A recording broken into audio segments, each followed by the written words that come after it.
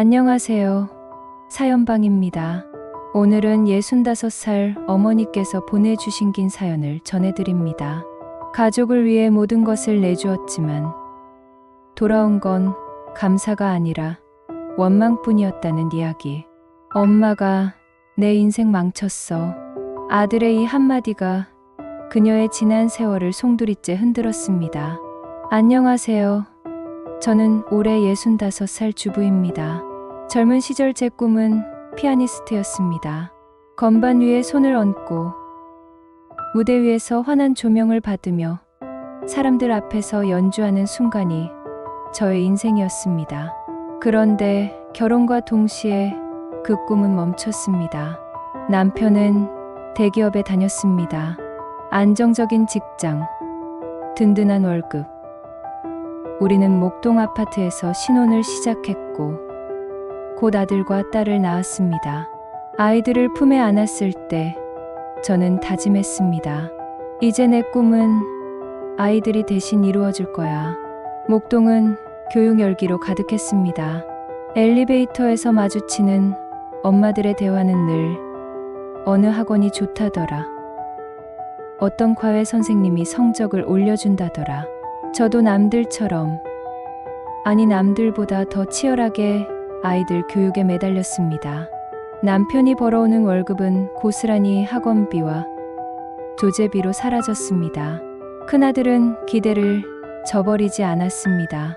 늘 상위권 성적, 선생님들의 칭찬, 결국 서울대 법대에 진학했습니다. 그날 저는 혼자 방에 앉아 목 놓아 울었습니다. 내 희생이 옳았구나. 이 아이가 우리 집안을 일으켜 세울 거야. 하지만 딸은 달랐습니다. 공부에 흥미가 없었고 성적도 늘 비슷했습니다. 저는 모르게 아들에게만 집중했습니다. 그게 딸 마음의 그림자를 드리우고 있었음을 그땐 몰랐습니다. 아들은 졸업 후 사법고시에 도전했습니다. 처음엔 희망이 있었습니다. 이번엔 아깝게 떨어졌다. 다음엔 붙을 거야. 그 말을 믿으며 1년, 2년, 그리고 10년이 흘렀습니다. 그 사이 남편은 정리해고를 당했습니다. 가세는 기울었고 집은 줄였습니다. 통장은 텅텅 비었지만 저는 아들을 포기할 수 없었습니다. 이번엔 제 마음속에서 계속 되뇌었습니다. 하지만 마지막 시험마저 떨어졌습니다. 그날 이후 아들은 매일 술에 취해 집에 들어왔습니다. 비틀거리며 문을 열고 들어오는 아들의 모습은 제 가슴을 찢었습니다. 어느 날 저는 참다 못해 소리쳤습니다. 엄마는 내 인생 다 바쳐서 너만 바라봤다. 내가 잘 되라고 모든 걸 내줬는데 너 어떻게 이럴 수 있니? 아들은 술에 취한 채 소리쳤습니다. 누가 엄마 보고 그렇게 하래? 난 원한 적 없어. 엄마 때문에 내 인생은 망했어.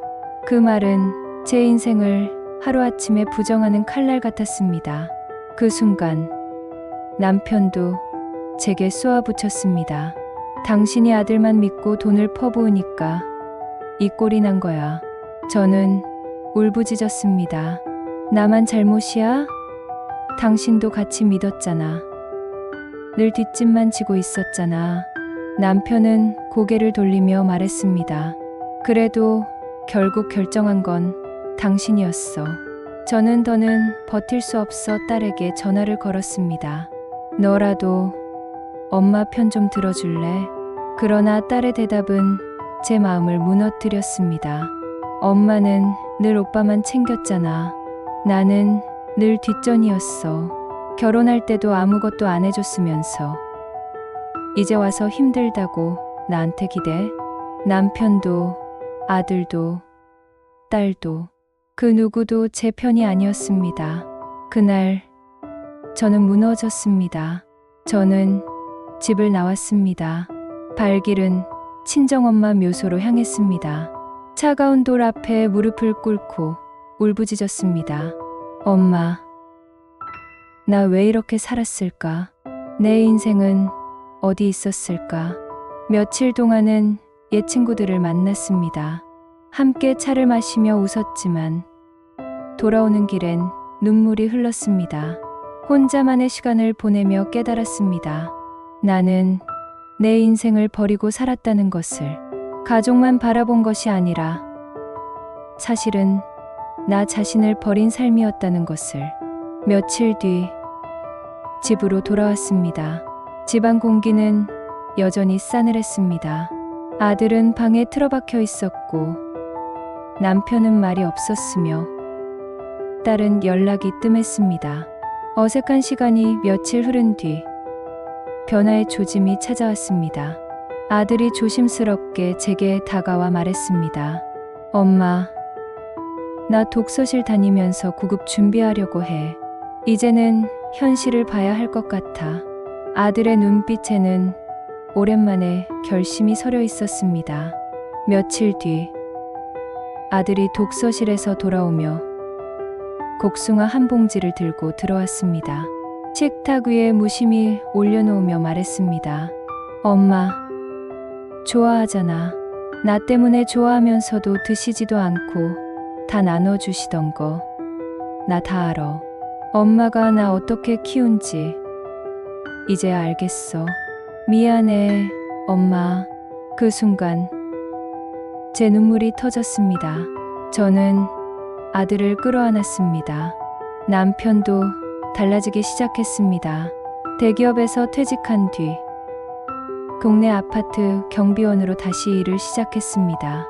어느 날 새벽 근무를 마치고 돌아온 남편이 제 옆에 앉아 말했습니다. 여보, 미안했어. 당신 혼자 다 짊어지게 해놓고 마지막엔 책임까지 돌렸지. 사실 나도 겁이 났어. 내 자리도 우리 노후도 다 무너지는 게. 저는 눈물이 고였습니다. 나도 미안해요. 당신을 원망만 했네요. 그날 이후 남편은 퇴근길에 작은 빵집에 들러 제가 좋아하는 단팥빵을 사오곤 했습니다. 많은 말은 없었지만 그 작은 행동 속에 그의 마음이 담겨 있었습니다. 딸과의 화해는 시간이 더 걸렸습니다.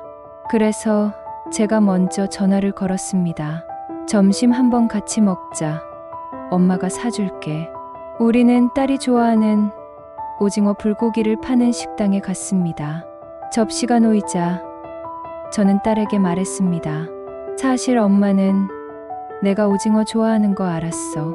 근데 오빠가 싫어한다는 이유로 외식할 땐 늘 오빠 입맛만 맞췄지. 정말 미안하다. 딸은 젓가락을 내려놓고 울먹였습니다. 엄마, 나 그것 때문에 어릴 때 참 서러웠어. 근데 지금 엄마가 이렇게 말해주니까 마음이 풀려. 저도 눈물이 흘렀습니다. 엄마가 미안하다. 그리고 엄마가 우리 딸 항상 사랑해. 딸은 제 손을 꼭 잡아주었습니다. 며칠 뒤 남편이 집으로 무언가를 들여왔습니다. 거실 한쪽에 놓인 것은 오래된 중고 피아노였습니다. 저는 놀라 물었습니다. 이게 뭐예요? 남편은 어색하게 웃으며 말했습니다. 당신 피아노 치던 모습이 늘 그리웠어. 이제 다시 시작해보면 어때? 나는 당신 피아노 소리가 참 듣고 싶었어. 그 말에 제 눈물이 왈칵 쏟아졌습니다. 저는 조심스럽게 건반 뚜껑을 열었습니다. 떨리는 손가락으로 첫 음을 눌렀습니다. 낡은 소리였지만 제 가슴은 벅차올랐습니다.